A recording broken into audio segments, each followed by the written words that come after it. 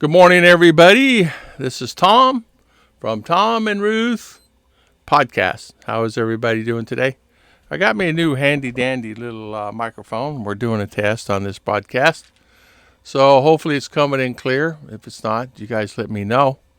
And so today, happy holidays to everybody. It is the 26th of December, 2022. One more week and it's going to be New Year already. It's 12:02 p.m. here in the Philippines. And 1 year is just this year, 2022, has flown by really fast. I remember last year me saying to myself, what happened? The year had just gone by so fast, and it seemed like that things were just happening so fast this year. All of a sudden it was April, and then all of a sudden it was June, and then August, and then now it's Christmas. Today we're going to talk about parties in the Philippines and what you can kind of expect if you're planning on coming here to the Philippines. Sometimes I don't know if it's the older you get, the more, I don't know if it's temperamental, set in your ways. I really don't know. Normally things really don't bother me that much. But I tell you what, and I will say this again, and people probably get tired of me saying this. Since the COVID, but really it's true, I remember laying here in bed when I first came here, and I could hear Christmas music on off into the church because they would have Mass at midnight, and they would play the music before and chime the bells, and then after. Then they would chime the bells at either 5 or 5:30 in the morning and play Christmas music. There is no way in the world you could even think about hearing Christmas music this year. This year has been the worst for me personally in the whole time I've lived here. It was incredible, the amount of partying, drinking, karaoke, noise coming in from all over. And they have these, they've always had them, but they have these little kerosene popper guns. And what they do, you add a little kerosene to it, and it pops. And the louds can be like very loud, burst eardrum loud. In fact, shake the ground loud. Probably had 3 to 4 dozen of those that shake the ground loud that you can hear the house shake, the dishes would shake. And you feel like, what in the world? But they put sulfur in this container with a little bit of that, and add a couple other things in there. And like a can of sulfur, and then they do their business there, and it creates a lot of havoc. But the drinking alone this year was more so than I've ever seen it. And what I mean is, there's a lot of people out revving the motors, and at Christmas they usually don't rev the motors and drive fast and act irrationally. It's usually New Year's, and I'm going to have to get me some earplugs again. I lost mine. But, yeah, it went all night. It went all night, and, in fact, they carried out into the streets and for the first time ever. And it carried on until about 11 o'clock yesterday. We tried to take a nap at 2, and it was still going on. And some of the people still going strong from all night. Last night, you could hear a pin drop outside. So not only me and everybody else, we got a good night's sleep. I did not wake up until 10 o'clock this morning. That is how tired I was. I went to bed at 10. I woke up at 10:30, 12 hours, 13 hours sleep. So you could tell. But, how do you fight? How do you fight that noise? There's no police. There's no, in other words, you kind of are a cowboy. There's no one that you can call. You can call down, and they can come out, but it's abnormal for them to do that. You can ask them politely. Some people will turn it down politely and understand the situation. But overall, if someone's been drinking, they find themselves. So if you're out, and it doesn't matter. I have a friend that lives in Jinsan. I have another one that lives in Davao. I have many live in Davao. I have them all over. But they were messaging me. They went all night this year. And the guys have been here a while. We're saying this has been the first time that they've seen that it's been all night, even where they're at in Davao. even where they're at in other parts of the country. I guess apparently this year was the year to be all night this year of Christmas Eve and Christmas Day. As you know, they have Mass at midnight, and even before the Mass and after the Mass, it was incredible. Even if you wanted to take a nap, say you want to take a nap on Christmas Eve at noon, you could not have done it because they were started then. They started about noon on Christmas Eve, and nonstop all day until Christmas Day in the afternoon or evening. We took a nap at 2:30, and we found ourselves dozing off and then waking up, because of the noise. And it's not just my neighbors here were really kind of calm to a certain extent. One neighbor was up all night and playing drums at 5 o'clock in the morning, and they've been up all night, and they're playing the drums and the guitar and singing and noise, and you guys know the story. So I'm not sitting here complaining. I'm just letting people know. I'm complaining the fact that I didn't get any sleep. That's it. But in the true facts and true reality, I think sometimes we need to just take the time and realize that just be prepared. Just bring some, because Philippines is a great place to come. But just bring some earplugs with you. Make sure you have quite a few sets that if you're not able to sleep, you can actually do that. It's not like you can go from here and say, I'll just travel to a city. Say, I'll go to Red Planet in CDO or Red Planet in Boracay or Red Planet somewhere else. They're partying there too. The guy wrote me at Boracay, said it's even worse. They've been partying for 3 days, 4 days solid, nonstop.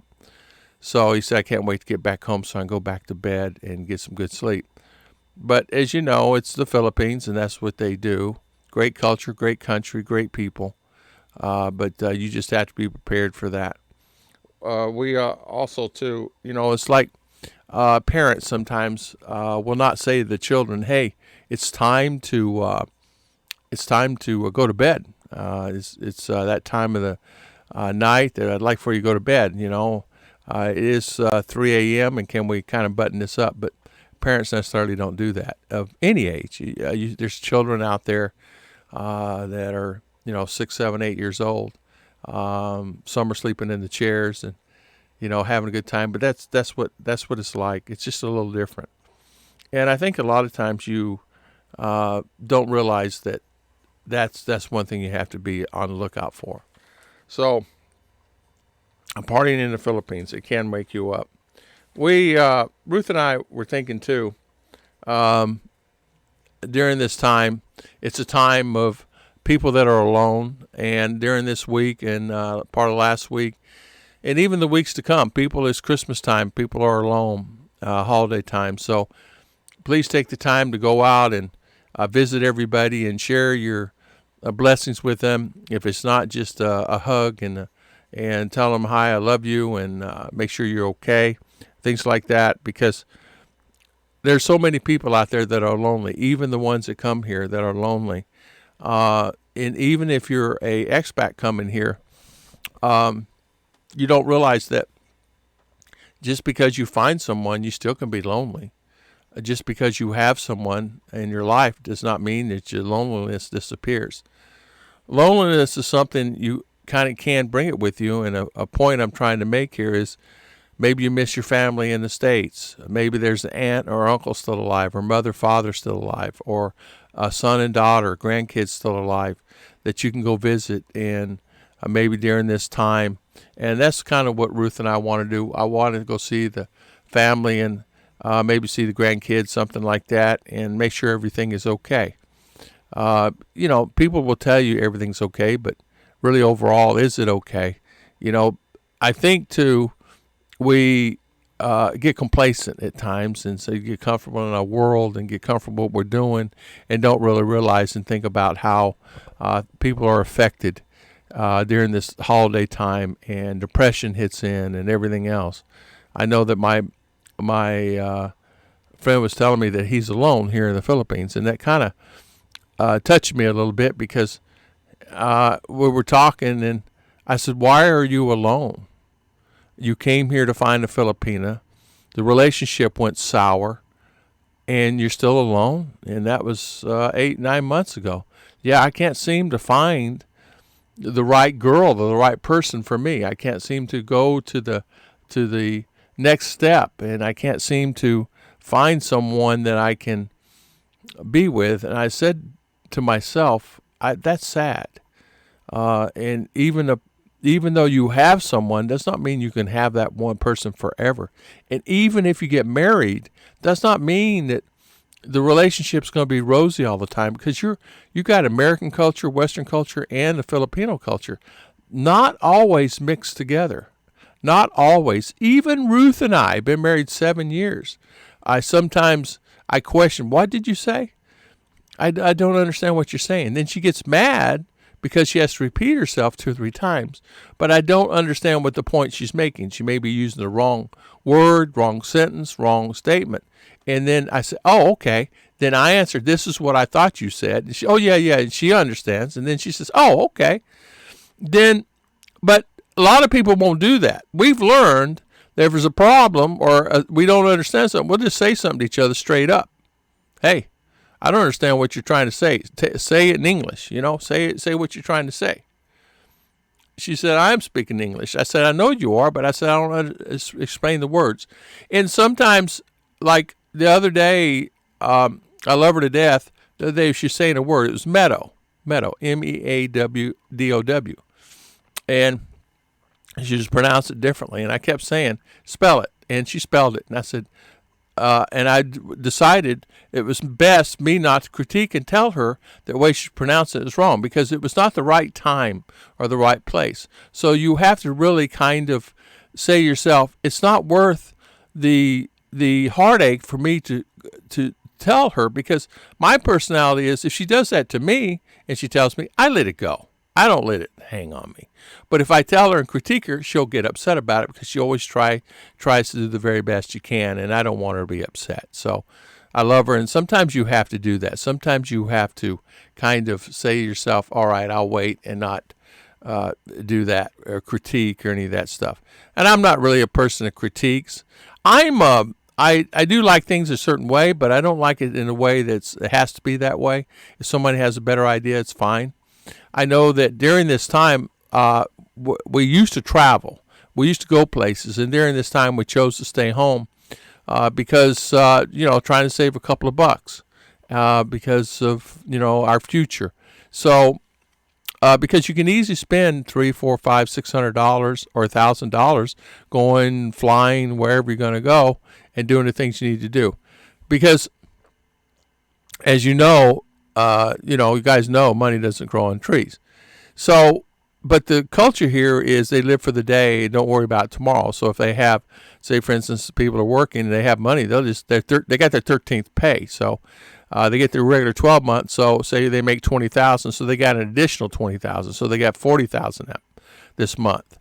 And so a lot of Filipino are so excited, and they're spending that money, which is great and fantastic. I did do the same thing. I did the same thing for years and years and years and years, and I mean many years, where if I had got $1,000 bonus, I'd spend that $1,000 bonus on something that I wanted or needed, I thought I needed, and come to find out a month later or 2 months or 3 months later, I wish I had that $1,000. I didn't spend it on that iPhone, or I'm using that as an example. I did spend $99 on an iPhone, and that's when they had them on sale.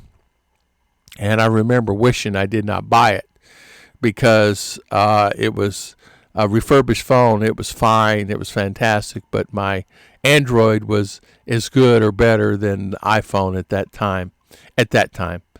The thing that I noticed here also is it's all gadget, just like it anywhere else in the world. They're gadget oriented here.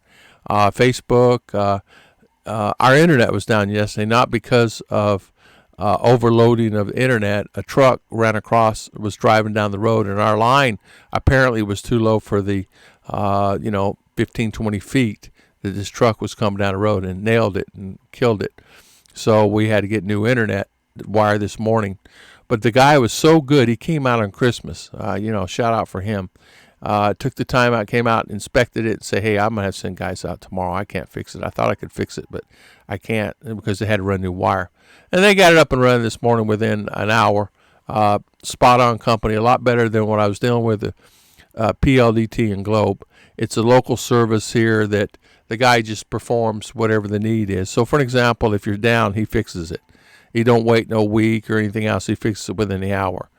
So the thing you don't realize is that it itself can actually make you frustrated, not having the service and things like that here. Because Ruth and I I'm used to picking up the phone and having somebody come out and fix it.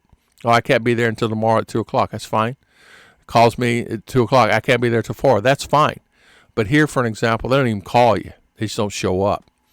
So, but today I wanted to bring up in the Philippines, partying, drinking all night, parties, birthday parties. By the way, I didn't get into birthday parties, anniversaries, birthday parties, things like that. You may be required to go to anniversaries and birthday parties. I've cut the cord on all that stuff. I see them every week. They're at my house once or twice a week, and then they have a party at their house. It's okay. I'll let the girls go when they can go and see their family and friends, and excuse me. So they can go party, go to the birthday party and have a good time. But to me, it's the same old hat for me personally. That's me personally talking. A lot of Americans love it. They just go, go, go. But my friend Raymond was the same way. He said, I'll just sit at their house, have me a big thing of rum, and enjoy myself here. He was a 4 o'clock guy. At 4 o'clock every day, he'd have his little glass of rum with some ice. And he would have one at 4 and then one at 7, I think he said. I don't know. But that was his deal. My other friend, Alton, he would have the same thing. So I want to thank everybody for watching. I want to thank everybody for spending their valuable time with me today. And I want to thank you for the guys coming on the podcast today. We have William on and Chris on, Stephen, Joe. I'm so sorry I can't pronounce that name. Ezekiel, Lorraine, and I'm so sorry I can't pronounce. Is that Russian? Chikas. And I want to thank everybody for coming on today and spend their time here on this podcast. And if you guys have any questions or comments, just feel free to leave me in a message, and I will reply. Always really try to do that, always. God bless everybody, and thank you so much. And I'll see you next time on Tom and Ruth Podcast.